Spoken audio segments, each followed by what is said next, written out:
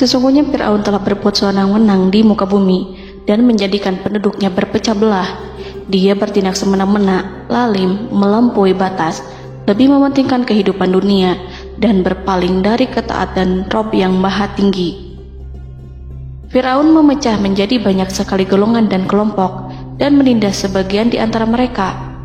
Fir'aun menindas Bani Israel yang berasal dari keturunan Nabi Yakub. Saat itu, mereka adalah penduduk bumi terbaik. Mereka berada di bawah kuasa Raja Tiran yang zalim, yang memperbudak dan mempekerjakan mereka untuk pekerjaan-pekerjaan hina. Ada banyak faktor yang melatar belakangi perbuatan raja tersebut. Selain karena kebencian, ada juga faktor ramalan yang beredar pada saat itu. Bani Israel mengalami siksaan dan penyiksaan yang tak terkira. Nabi Musa diutus oleh Allah Subhanahu wa Ta'ala untuk membebaskan Bani Israel dan telah berulang kali memperingatkan Fir'aun agar membebaskan kaumnya. Namun Fir'aun tetap bersikeras dan menolak.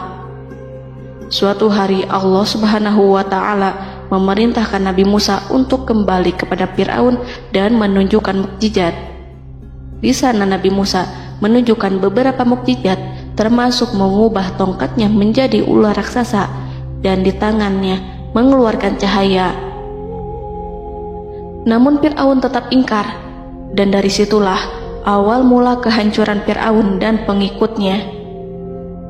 Tentang bagaimana detail kisah lengkapnya serta kelanjutan nasib Fir'aun, dari mana awal mula keangkuhan Fir'aun sampai mengakui dirinya sebagai Tuhan, serta dari mana sumber kekayaan Fir'aun yang sampai penasihatnya saja Qorun bisa membangun istana megah, akan dibahas lengkap di sini.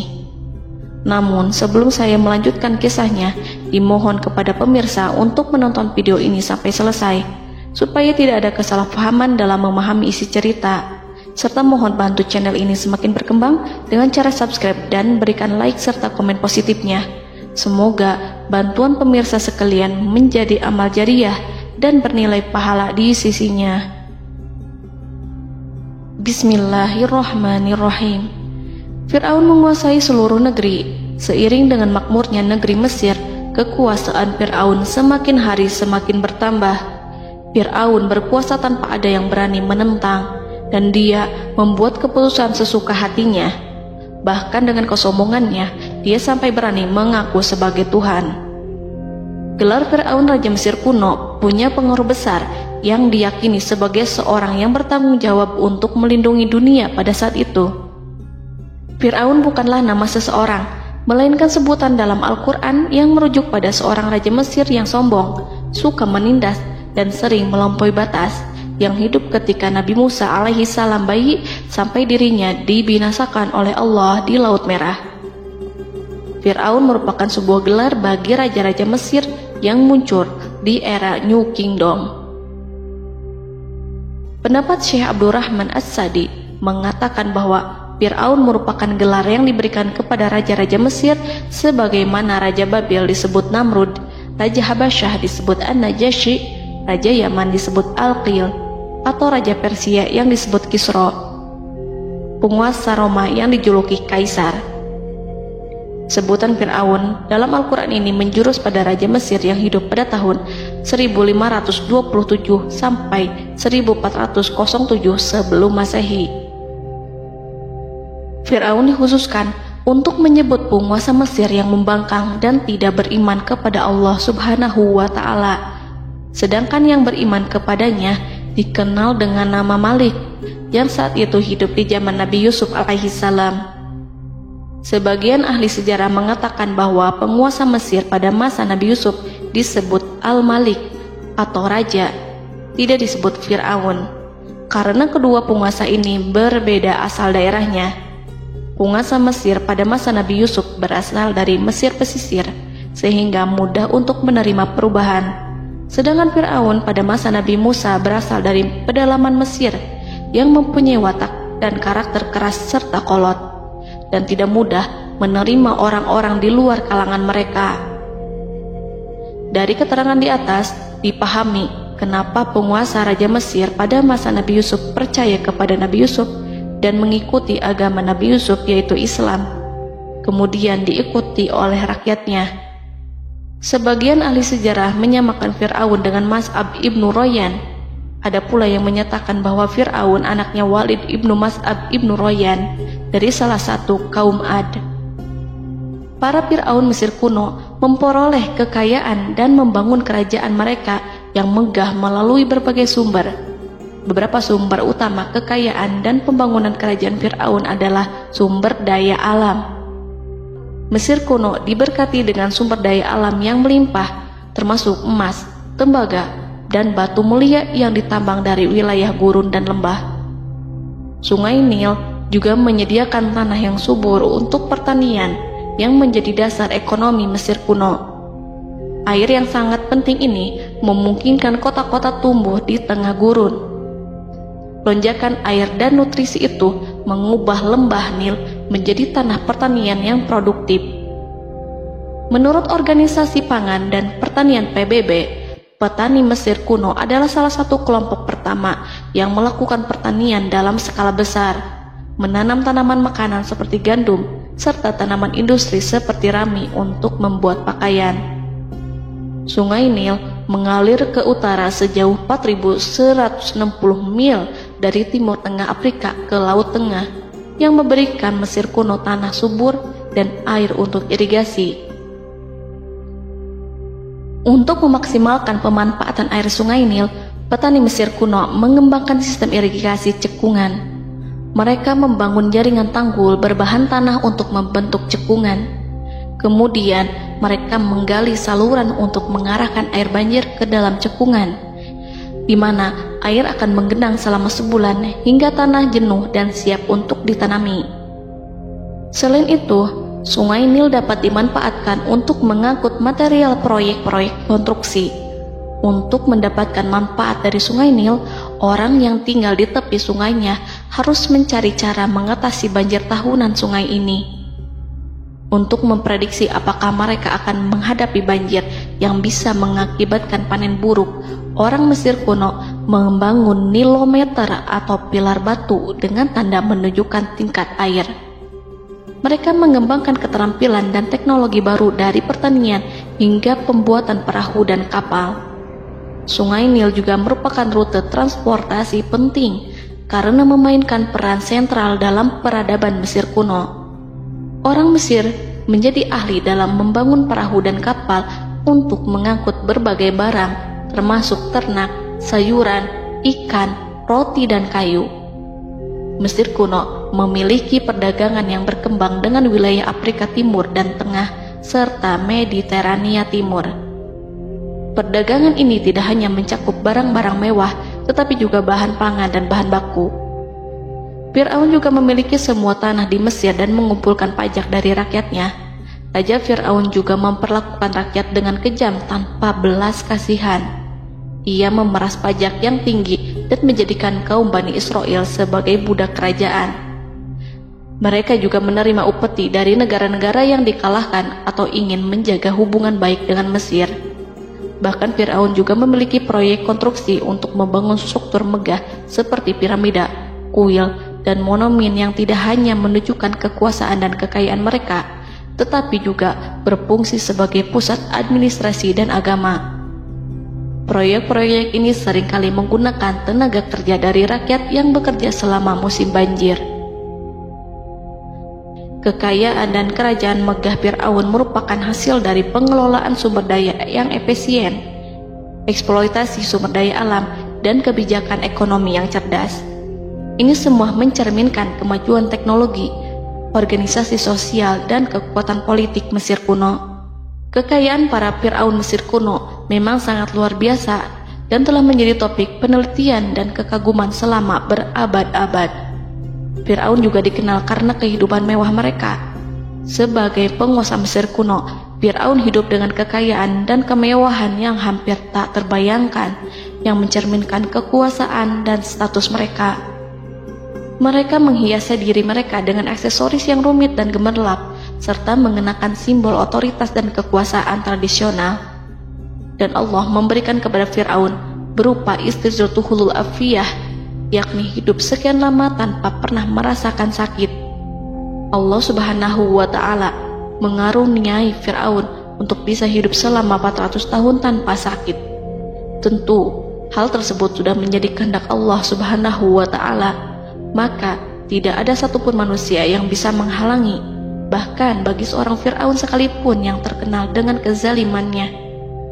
Namun dengan karunia-Nya yang diberikan Allah tersebut, bukannya menjadikan Fir'aun sebagai manusia yang bersyukur, tetapi malah membangkitkan kesombongan dan kesesataannya.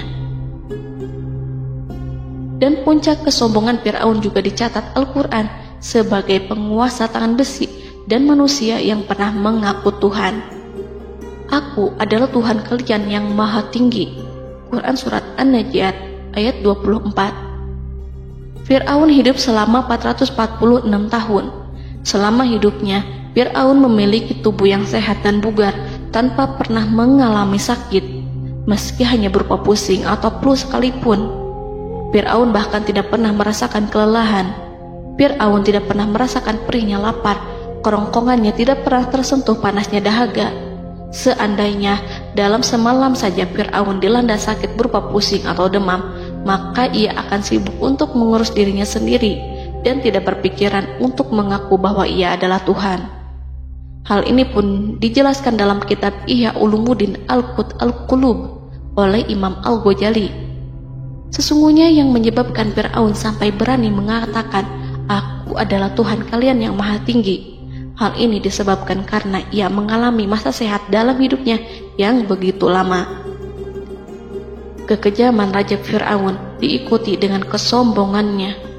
Ia enggan bersyukur atas kemakmuran yang dianugerahkan Allah Subhanahu wa Ta'ala. Ia justru menjadikan negeri Mesir penuh dengan kemusyrikan. Sungguh, dia Fir'aun termasuk orang-orang yang berbuat kerusakan, dan kami hendak memberi karunia kepada orang-orang tertindas di bumi, dan hendak menjadikan mereka pemimpin dan menjadikan mereka orang-orang yang mewarisi bumi. Dan kami teguhkan kedudukan mereka di bumi, dan kami perlihatkan kepada Fir'aun dan Haman bersama bala tentaranya apa yang selalu mereka takutkan dari mereka. Surat Al-Qasas ayat 1-6. Haman yang merupakan penasihat dan sekaligus pelaksana proyek pembangunan menara untuk Fir'aun yang ikut berkontribusi dalam kesesatan Fir'aun, dan dia juga yang menjadi aktor utama atas kezaliman Fir'aun yang nantinya memberikan nasihat kepada Fir'aun dan mendorongnya untuk menolak ajaran Nabi Musa alaihi salam. Faktor yang mendorong Fir'aun melakukan tindakan keji ini adalah Bani Israel yang mempelajari suatu hal yang mereka riwayatkan dari Ibrahim, bahwa suatu saat nanti akan lahir seorang anak Bani Israel yang akan menghancurkan kekuasaan Raja Mesir. Berita gembira ini terjadi saat insiden antara Sarah, istri Nabi Ibrahim alaihissalam, dengan Raja Mesir yang saat itu berniat jahat terhadap Sarah. Namun Allah menjaganya. Berita gembira ini santer terdengar di antara Bani Israel. Kaum Kipti juga membicarakan berita ini, hingga sampailah juga ke telinga Fir'aun. Sebagian amir dan orang-orang dekat Fir'aun menyampaikan hal itu kepadanya saat tengah berbincang pada malam hari.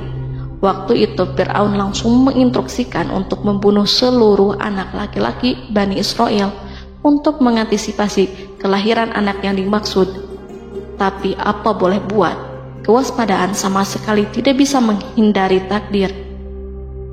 Suatu ketika Fir'aun bermimpi seakan-akan api datang dari arah Baitul Maqdis lalu membakar semua rumah Mesir dan seluruh kaum Kipti. Namun api tersebut tidak membahayakan Bani Israel. Saat bangun, Fir'aun merasa takut oleh mimpi itu. Ia kemudian mengumpulkan seluruh paranormal dan tukang sihir. Fir'aun bertanya kepada mereka terkait mimpi itu. Mereka berkata, akan lahir seorang bayi laki-laki dari kalangan Bani Israel yang akan menghancurkan penduduk Mesir. Sebab itulah Fir'aun memerintahkan untuk membunuh anak laki-laki dan membiarkan hidup anak perempuan. Fir'aun sangat mewaspadai agar Musa tidak lahir, hingga menunjuk sejumlah laki-laki dan dukun beranak berpatroli memeriksa para wanita hamil dan mendata waktu kelahiran mereka. Jika ada yang melahirkan anak laki-laki, si bayi langsung disembelih oleh para algojo seketika itu juga. Allah berfirman, kami mengilhamkan kepada ibu Musa, susuilah dia Musa, jika engkau khawatir atas keselamatannya, hanyutkanlah dia ke sungai Nil dalam sebuah peti yang mengapung. Janganlah engkau takut dan janganlah pula bersedih. Sesungguhnya kami pastikan mengembalikan kepadamu dan menjadikan sebagai salah seorang rasul. Surat Al-Qasas ayat 7. Pada saat itu, ibu Musa yang bernama Ayarika, ada juga yang menyebut Ayah Zakat, merasakan kesedihan yang amat dalam dan sudah mengantisipasi sejak pertama kali mengandung Musa. Kehamilannya ini memang tidak terlihat. Harun lahir pada tahun ketika hukuman mati bagi lelaki tidak berlaku, sementara Musa lahir pada tahun di mana bayi laki-laki harus dibunuh. Saat melahirkan, ibunya mendapat ilham agar Musa kecil diletakkan di dalam peti yang diikat dengan tali. Rumahnya tepat di hulu sungai Nil. Ia menyusui Musa, kemudian ketika khawatir pada seseorang, ia meletakkan Musa di peti itu, lalu dilepaskannya ke lautan, sementara talinya tetap dipegang. Setelah semua orang pergi, ia tarik kembali peti itu. Namun suatu hari, ibu Musa melepaskan peti itu, tetapi dia lupa tidak mengikatnya dengan tali, sehingga peti berisi Musa kecil itu hanyut bersama aliran sungai Nil hingga melintas tepat di depan istana Fir'aun. Selir-selir Fir'aun itu memungut peti dalam kondisi tertutup rapat. Mereka tidak berani membukanya. Peti itu kemudian diletakkan di depan istri Fir'aun, Asiyah binti Muzahim. Ada pendapat yang mengatakan bahwa Asiyah berasal dari Bani Israel dari keturunan Musa. Saat membuka penutup peti dan menyingkap tirai penutupnya, Asiyah melihat wajah Musa kecil memancarkan sinar-sinar nubuah kemuliaan. Begitu melihatnya, Asiyah langsung jatuh hati dan sangat mencintainya. Saat Fir'aun tiba, ia berseru, "Apa ini?" Kemudian ia memerintahkan untuk menyembelihnya, tetapi sang istri meminta agar bayi tersebut diberikan kepadanya. Sang istri berkata, "Dia adalah penyejuk mata hati bagiku dan bagimu." Fir'aun menimpali, "Iya, bagimu, tapi bagiku tidak. Aku tidak memerlukan bayi itu." Petaka memang selaras dengan tutur kata. Kata-kata istri Fir'aun, mudah-mudahan dia bermanfaat kepada kita. Allah memberikan manfaat yang ia harapkan. Di dunia, Allah memberikan hidayah padanya melalui sosok Musa, dan di akhirat, Allah menempatkan dia di surganya karena Musa. Atau kita ambil dia menjadi anak. Keduanya pun mengadopsi Musa karena mereka berdua tidak punya anak. Perkataan Asiyah ini diabadikan dalam Al-Quran surat Al-Qasas ayat 9. Dan berkatalah istri Fir'aun, "Ia adalah penyejuk mata hati bagiku dan bagimu. Janganlah kamu membunuhnya. Mudah-mudahan ia bermanfaat kepada kita atau kita ambil ia menjadi anak." Sedangkan mereka tidak menyadari. Dalam ayat ini Allah Subhanahu wa Ta'ala berfirman yang artinya, sedangkan mereka tidak menyadarinya. Ibnu Katsir menjelaskan maksud dari ayat ini, mereka tidak mengetahui apa yang dikehendaki Allah, bahwa di tangan anak itulah terjadinya kehancuran masa depan Fir'aun dan bala tentaranya. Mereka tidak mengetahui hukuman besar Allah yang dikehendaki terhadap Fir'aun dan pasukannya. Mereka tidak tahu bahwa Allah menakdirkan mereka untuk memungutnya. Saat Musa tinggal di kediaman Fir'aun, pihak keluarga ingin menyusuinya. Namun Musa tidak mau menerima susu wanita manapun. Ia juga tidak mau makan, hingga mereka dibuat bingung karenanya. Mereka berusaha sebisanya untuk memberi Musa makan, namun Musa tidak mau. Seperti yang Allah sampaikan dalam surat Al-Qasas ayat 12. Dan kami cegah dia Musa menyusu kepada perempuan-perempuan yang menyusuinya sebelum itu. Mereka kemudian mengirim Musa bersama para dukun beranak dan sejumlah wanita ke pasar. Mungkin Musa mau menyusu pada seorang wanita di sana. Saat semua orang berdiri di hadapan Musa, saudari Musa melihatnya. Ia tak memperlihatkan sikap seakan-akan mengenal bayi yang sebenarnya adalah adiknya. Mereka kemudian pergi bersama saudari Musa itu ke kediaman Musa. Musa kecil kemudian digendong ibunya untuk menyusui bayi itu. Bayi yang tidak lain adalah anaknya sendiri, langsung menyusu dengan lahap. Melihat hal itu, mereka merasa sangat puas dan gembira. Mereka pun melaporkan peristiwa yang sangat menggembirakan itu kepada Asia. Asia meminta agar perempuan yang tidak lain adalah ibunya Musa itu untuk menetap bersamanya dan memohon kebaikan serta kesediaannya. Namun, perempuan itu menolaknya seraya berkata, "Sesungguhnya aku mempunyai suami dan anak-anak yang tidak bisa aku tinggalkan. Akan tetapi, aku siap melakukan jika bayi itu dibawa kepadaku ke rumahku." Akhirnya Asia mengutus ajudan kerajaan untuk menyerahkan bayi itu kepada ibunya Musa untuk disusui secara rutin. Asia kemudian memberikan berbagai macam fasilitas kepada ibu Musa berupa biaya nafkah sehari-hari, pakaian-pakaian bagus, dan beberapa hadiah istimewa yang lainnya sebagai kompensasi upah menyusui bayi itu. Akhirnya Musa kecil kembali ke pangkuan ibunya dan berada di bawah asuhannya. Allah telah menyatukan kembali bayi yang bernama Musa itu dengan ibunya sendiri. Fir'aun tidak akan menyangka jika Allah telah mempersiapkan sesuatu yang besar lewat kehadiran Musa kecil di kerajaannya.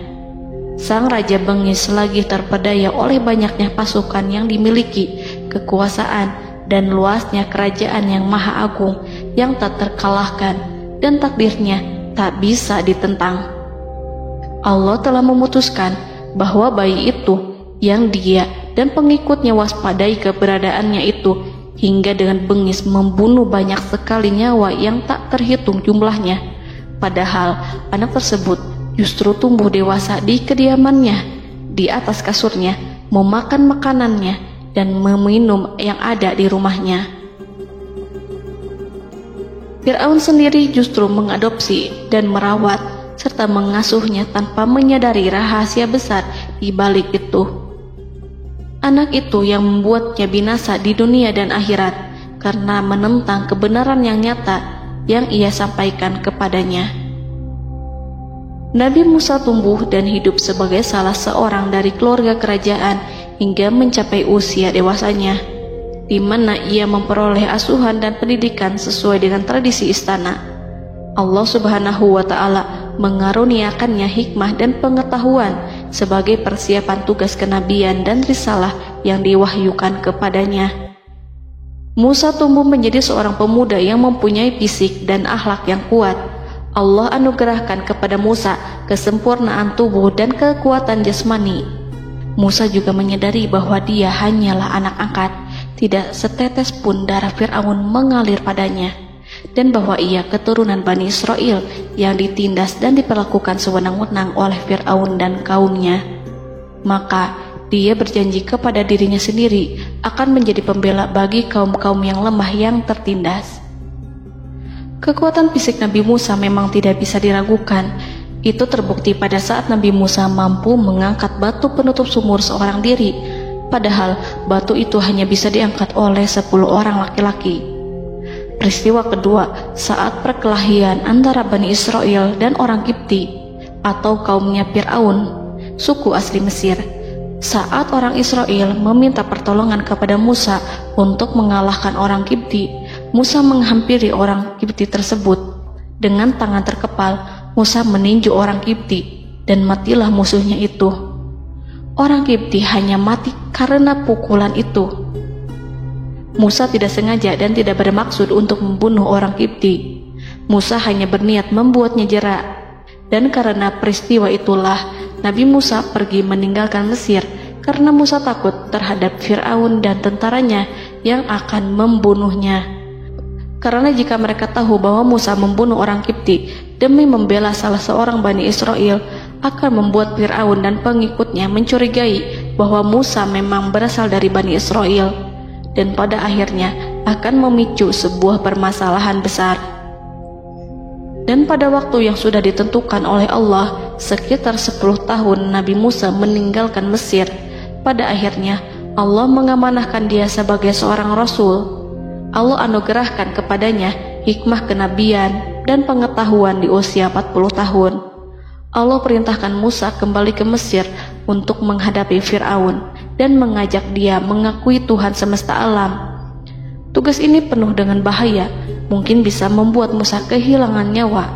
Tetapi menuruti perintah Allah itu mutlak baginya. Ditemani oleh saudaranya Harun untuk membantunya membenarkan perkataannya. Lidah Musa cedal karena bara api yang pernah diletakkan di lidahnya saat Fir'aun hendak menguji akalnya setelah menarik jingat Fir'aun hingga berdarah. Fir'aun bermaksud untuk membunuhnya. Asyah mengkhawatirkan Musa lalu berkata, dia masih kecil. Fir'aun kemudian menguji Musa dengan meletakkan buah dan bara api di hadapannya. Musa kecil hendak bermaksud meraih buah-buahan, tetapi tangannya dialihkan oleh malaikat. Lalu Musa mengambil bara api dan ia letakkan di lidahnya. Lidahnya cedal karena bara api ini. Musa meminta kepada Allah agar kekakuan yang ada di lidahnya dihilangkan sebagian, sebatas agar kata-katanya bisa dipahami, dan tidak meminta untuk dihilangkan secara total, karena para rasul hanya meminta sebatas yang diperlukan. Pergilah kamu kepada Fir'aun, karena dia benar-benar telah melampaui batas, maka berbicaralah kamu berdua kepadanya dengan kata-kata yang lemah lembut. Mudah-mudahan dia sadar atau takut. Quran Surat Toha ayat 42-43. Ini merupakan sifat santun dan kasih sayang serta rahmat Allah terhadap makhluknya, meski Allah mengetahui kekafiran dan kesewenang-wenangan dan kesombongan Fir'aun. Bersama Harun, Musa mendatangi Fir'aun setelah menemui beberapa rintangan yang lazim ketika akan menemui raja pada waktu itu. Pertemuan Musa dan Harun juga dihadiri oleh beberapa anggota pemerintahan dan penasihat. Bertanyalah Fir'aun kepada mereka berdua, siapakah kalian berdua ini? Musa menjawab, kami Musa dan Harun adalah pesuruh Allah agar kamu membebaskan Bani Israel dari perbudakan dan penindasanmu dan menyerahkan mereka kepada kami agar mereka menyembah kepada Allah dengan leluasa dan menghindari siksaanmu. Fir'aun segera mengenal Musa dan berkata kepadanya, bukankah engkau Musa yang sudah kami asuh sejak bayimu dan kami asuh dalam istana sampai usia remajamu dan mendapat pendidikan serta pengajaran yang menjadikan engkau pandai? Dan bukankah engkau yang melakukan pembunuhan terhadap diri daripada seorang dari golongan kami? Sudahkah engkau lupa terhadap itu semua dan tak ingat akan jasa kami kepadamu? Musa menjawab, bahwasannya engkau telah mengurus aku sejak kecil. Itu bukanlah jasa yang dapat kamu banggakan, karena jatuhnya aku pada tanganmu akibat dari kekejaman dan kezalimanmu tatkala engkau memerintah agar orang-orangmu menyembelih setiap bayi laki-laki yang lahir, sehingga ibuku membiarkanku mengapung di sungai Nil dan aku dipungut oleh istrimu, sehingga selamatlah aku dari pengejaranmu dan penyembelihanmu. Dan kebaikan yang engkau sebutkan itu sebanding dengan perlakuanmu terhadap sebuah suku bangsa besar, yaitu Bani Israel secara keseluruhan, karena engkau telah menindas dan menjadikan mereka budak-budak untuk melayanimu. Dan mengenai pembunuhan itu merupakan kehilafanku, lalu aku lari darimu karena aku takut kepadamu. Namun peristiwa itu merupakan rahmat dan hikmah yang terselubung bagiku, sebab dalam perantauanku setelah aku melarikan diri dari negerimu ini, Allah Subhanahu wa Ta'ala mengaruniakanku dengan hikmah ilmu dan mengutus aku sebagai rasul. Maka dalam rangka tugasku sebagai rasul, datanglah aku kepadamu atas perintah Allah untuk mengajak engkau dan kaummu untuk menyembah Allah dan meninggalkan kezaliman serta penindasanmu terhadap Bani Israel yang kau pekerjakan dan perbudak mereka untuk melakukan pekerjaan dan melayanimu. Fir'aun bertanya, siapakah Tuhan yang engkau sebut-sebut itu, hai Musa? Adakah Tuhan di atas bumi ini selain aku yang patut disembah dan dipuja? Musa menjawab, ya, yaitu Tuhanmu dan Tuhan nenek moyangmu, serta Tuhan alam semesta. Fir'aun bertanya, siapakah Tuhan alam semesta itu? Musa menjawab, ialah Tuhan langit dan bumi, dan segala yang ada di langit dan di bumi.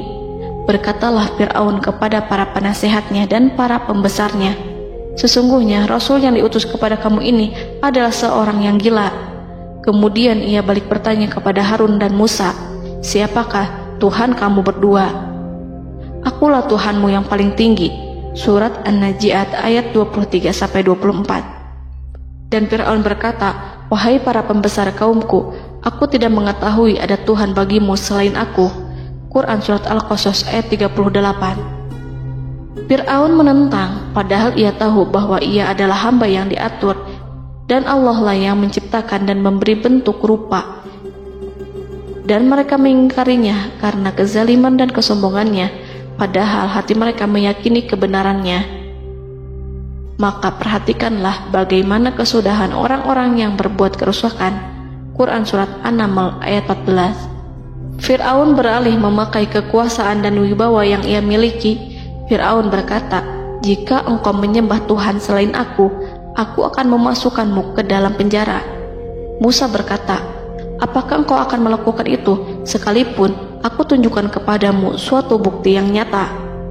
Fir'aun menjawab, tunjukkanlah sesuatu yang nyata itu.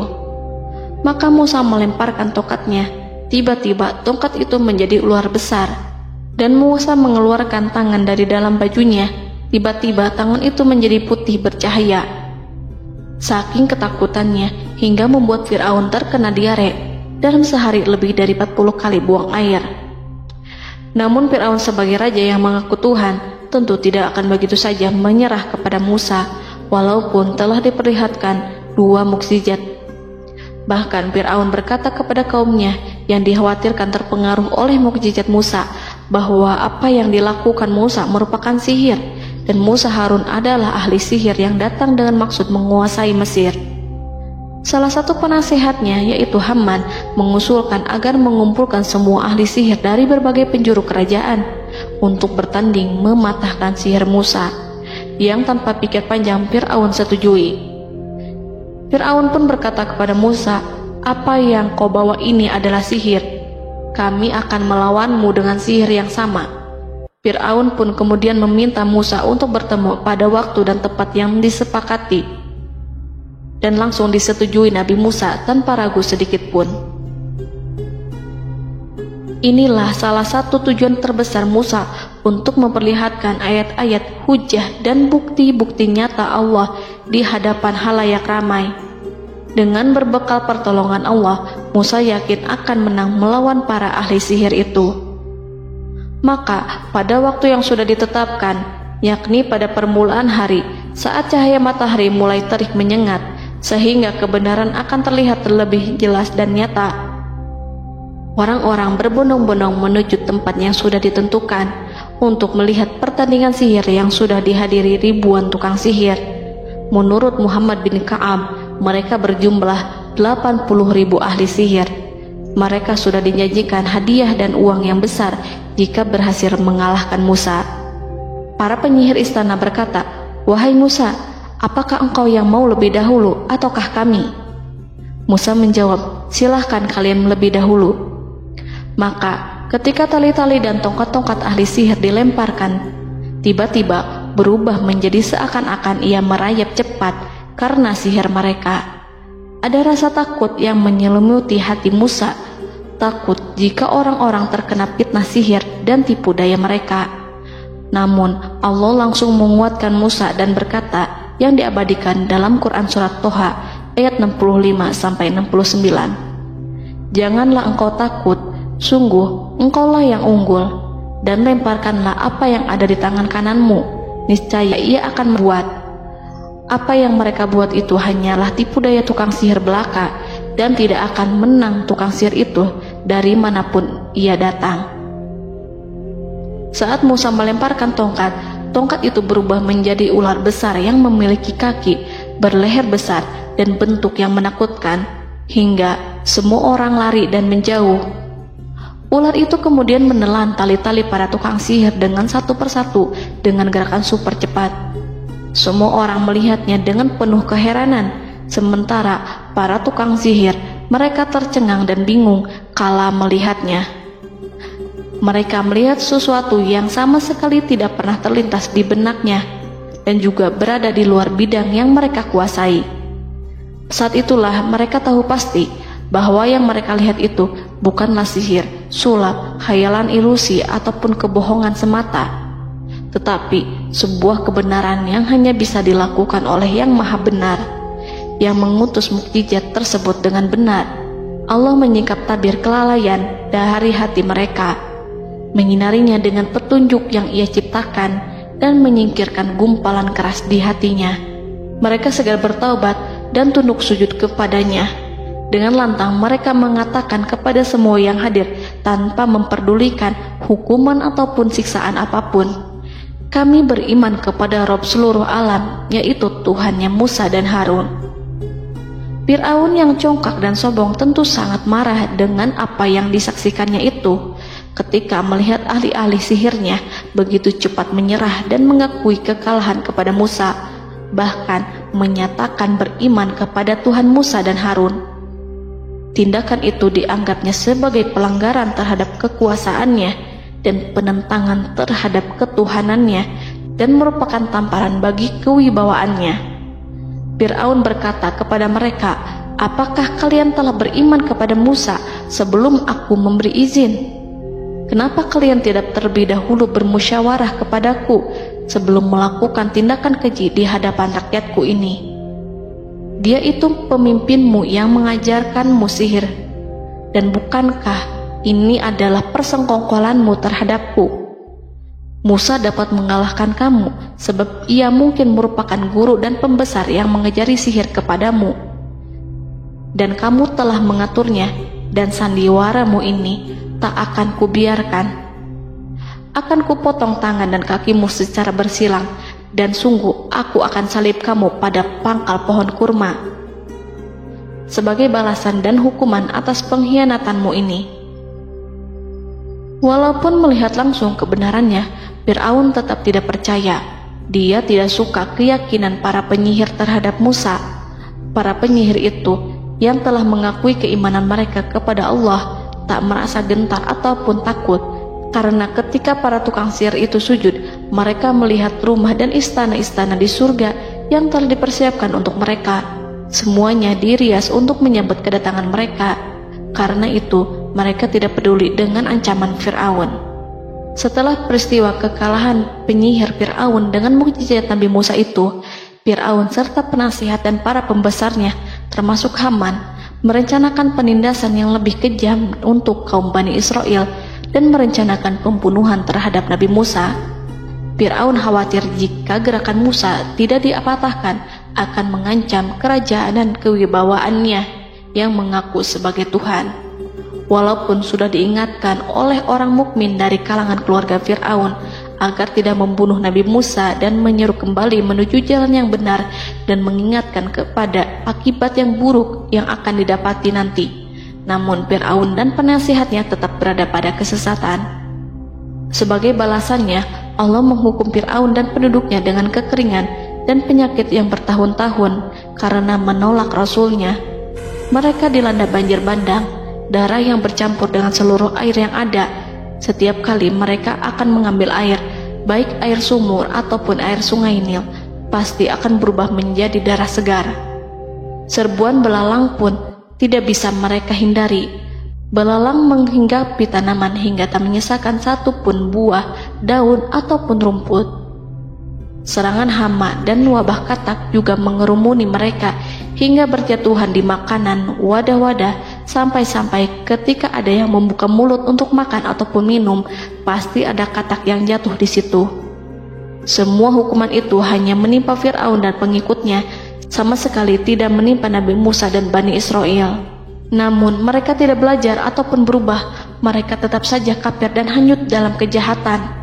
Setiap kali Allah timpakan hukuman kepada Fir'aun dan pengikutnya, mereka bersumpah dan berjanji kepada Musa untuk beriman.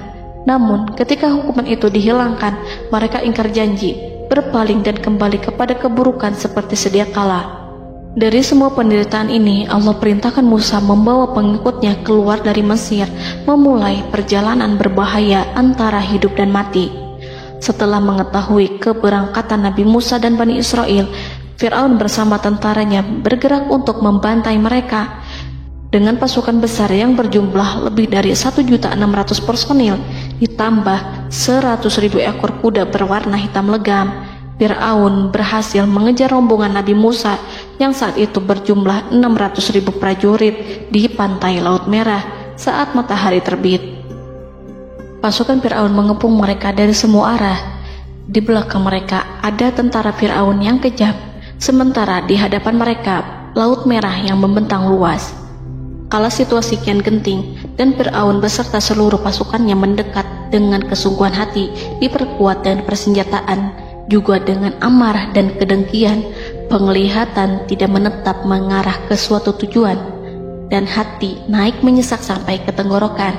Saat itulah Yang Maha Penyantun lagi kuasa, Rob Arsy yang mulia, mewahyukan kepada Musa, "Pukullah laut itu dengan tongkatmu." Maka tatkala Musa memukulkan tongkatnya ke lautan, laut itu pun terbelah. Air lautan berdiri tegak laksana gunung yang terbelah oleh kuasa yang maha agung, yang bersumber dari zat yang mengatakan kepada sesuatu, "Jadilah," maka jadilah sesuatu itu.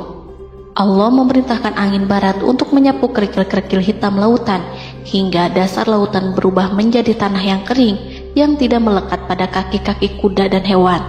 Allah memerintahkan Musa untuk melintas bersama kaumnya. Mereka segera turun melintas dengan senang. Mereka menyaksikan sebuah hal yang membuat mata tercengang dan memberikan petunjuk pada hati orang-orang yang mukmin. Setelah Musa bersama kaumnya melintas secara keseluruhan dan keluar dari lautan, saat itulah pasukan garis depan Fir'aun baru masuk. Saat itu Musa bermaksud memukulkan tongkat ke lautan agar kondisi laut kembali seperti sedia kala, agar Fir'aun dan pasukannya tidak bisa mengejar. Tapi Allah yang Maha Kuasa dan pemilik keluhuran memerintahkan agar lautan tetap dibiarkan seperti itu, seperti yang Ia firmankan. Saat Musa membiarkan lautan dalam kondisi terbelah dan Fir'aun tiba di tepi pantai, ia melihat sesuatu yang dahsyat. Kondisi ini membuatnya tercengang, dan ia tahu betul bahwa apa yang dilihatnya adalah pekerjaan Rob Arsy yang mulia, seperti halnya mukjizat lain yang pernah ia lihat sebelumnya. Fir'aun berhenti dan tidak maju. Ia menyesal karena mengejar Bani Israel dalam situasi seperti ini, di saat penyesalan tiada lagi membawa guna. Namun Fir'aun memperlihatkan sikap tangguh dan kuat di hadapan para pasukannya dan memperlakukan mereka layaknya musuh. Jiwa kafir dan watak keji Fir'aun mendorong dirinya mengatakan kepada kaum yang ia perdaya hingga patuh dan mengikuti kebatilannya, "Lihatlah bagaimana lautan ini terbelah agar aku bisa mengejar budak-budakku yang melarikan diri dari kekuasaanku, menyimpang dari ketaatanku dan meninggalkan negeriku." Fir'aun bersembunyi di barisan belakang dengan harapan ia bisa selamat, tapi mustahil ia bisa selamat. Fir'aun terlihat maju mundur. Dan pada kesempatan itu, Jibril menampakkan diri dalam wujud seorang penunggang kuda perawan, lalu melintas di hadapan kuda jantan yang ditunggangi oleh Fir'aun. Kuda yang ditunggangi Fir'aun meringik menghampiri kuda yang ditunggangi Jibril.